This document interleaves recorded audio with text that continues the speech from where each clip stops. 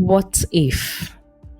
Two tiny words that can change everything. What if you had said yes instead of no? What if you had studied something different? What if you had moved to that city, taken that job, ended that relationship, or started that business earlier? The what ifs haunt us, inspire us, and sometimes they drive us crazy. They are like sliding doors in our minds, different lives we could have lived. J.K. Rowling once said, "It is our choices that show what we truly are, far more than our abilities." On today's episode of Random Talk with NG, we're exploring alternate life paths, not just the regrets, but the possibilities, the lessons, and the freedom hidden in the what ifs. My name is Ngozi Obiefuna, and I am happy to have you listen to me today. So, we ask what if because we humans are storytellers. Our brains imagine scenarios, replays, alternate endings. Like, what if I pursued my childhood dream? What if I didn't let fear stop me? What if I married someone else? What if I went on ahead with that marriage? What if I actually started that YouTube channel in 2015? And sometimes our what ifs are petty. What if I didn't eat that extra plate of jollof last night? What if I didn't take that extra glass of wine? What if I invested in Bitcoin when it was cheap? And there's this quote by Kurt Vonnegut, which is, "Of all the words of mice and men, the saddest are, it might have been." That was deep though. So, pause for a moment. What's your biggest what if right now? A couple of things come to my mind, and there's this fascinating idea called the multiverse theory, that every decision creates a new version of reality. So somewhere out there, another you is living a completely different life. One version of you went abroad and never came back. Another version of you took that risk, failed and started again. Another version married your first crush. Another version is still stuck in that toxic job. And sometimes the smallest decision can change your life forever. Now, I'm going to explore some personal what ifs in my life. I sometimes wonder, what if I had chosen a completely different career path and stuck to industrial chemistry rather than audit? I wonder how my life would have been. Maybe I would have been working in research labs or schools abroad. Maybe I would have diversified into something else based on chemistry. Maybe I would really have moved on in the oil and gas industry in the manufacturing part, or, the E&Ps per se. Or maybe I would have been stuck in a lab somewhere, holed up in a lab, testing chemicals, testing limestone and all whatnot for calcium and things that I do not know how best it's going to fit into my life's plan. Then I ask myself, where would I be now? And then I realize every path has its own joy and struggle. There is no perfect road. So what if that relationship did not end when it did? What if the marriage went through? Maybe I would have been in this decision. Maybe I would have been doing this in my destiny at this point in time. What if I did not help that person? Maybe, just maybe, the person may have died. What if I did not go on ahead to say no? Maybe I would have landed in trouble. A couple of what ifs just come to mind. Lots of what ifs come to mind. So imagine one alternate life you could have lived. What's different and what's the same? What if I ended up in the convent as I actually wanted to pre-2015?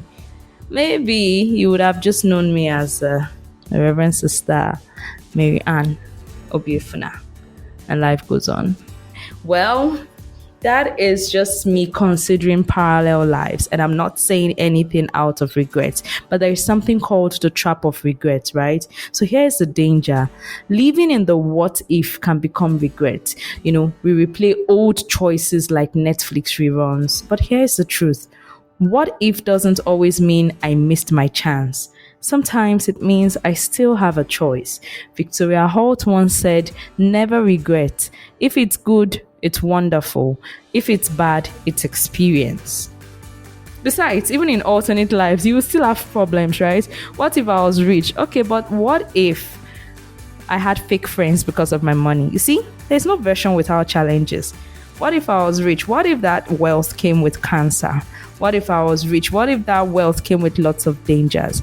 What if I was here? What if I was there? So what if you can turn into action today instead of regret? Do you even know the power of what if? What if can be paralyzing, but it can be powerful as well. It can spark creativity, courage, even reinvention. Those people who in innovation, you're asking yourself, you're thinking to yourself, what if we could talk to anyone in the world instantly? Hello, smartphones. In art, what if there was music with no instrument? Boom, a cappella and beatboxing. In your life, what if I tried one small new thing today? I think about a couple of what ifs. So my siblings said they were going to stop by for the Christmas celebrations. And after the Christmas mass that day, I went to the market the day before. I was ready. I was ready with my signature oven baked turkey. And I said I was going to make rice once I come back from church. And then I got back from church. I diced everything diceable. And I remember my eldest sister coming and said, okay, I wonder what you're up to. I said, I'm up to something good, right? Which is my signature vegetable rice. And she said, we're here for it. My brother came in, he said, Ngozi, said it in Igbo, only you know what you're up to this time around. I said, don't worry. You're going to find out. And interestingly, I did it. It came out well. And then when my other sister came in, she wondered, it was not jollof rice. I said, no, it's not jollof rice. So I made coleslaw and I made my signature vegetable rice. And, they all had it and they loved it. You see, that was one part of what if. What if I did that, tweaked it a little bit. Since I don't like fried rice, let me try something different. And that's it. One small new thing became signature vegetable rice for Ngozi, right? The future depends on what you do today. So, what if I didn't start my podcast? What if I did not believe in the fact that I have a voice and I have thoughts, thoughts that are value adding? I once met someone who said, I always wanted to write a book, but I kept saying, what if I fail? Then one day I asked, what if I succeed? And that shift changed everything.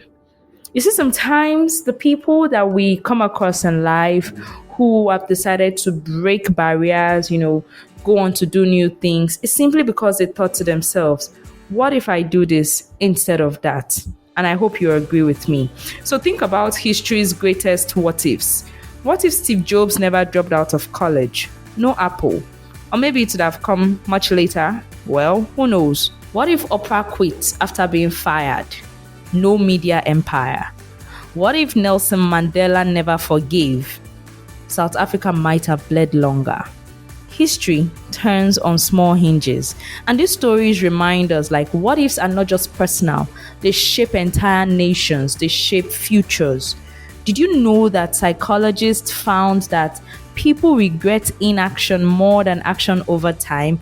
In other words, the what ifs we never try haunt us longer than the mistakes we made. And so take action today. You see that vacation? Go for that. Go on that vacation. You see that hangout? Please go on that hangout. You see that rest? Please take that rest. In the end, we only regret the chances we didn't take. So maybe the lesson is better to fail than to wander forever. So I have this friend of mine whom I met per chance sometime in 2021. Yeah.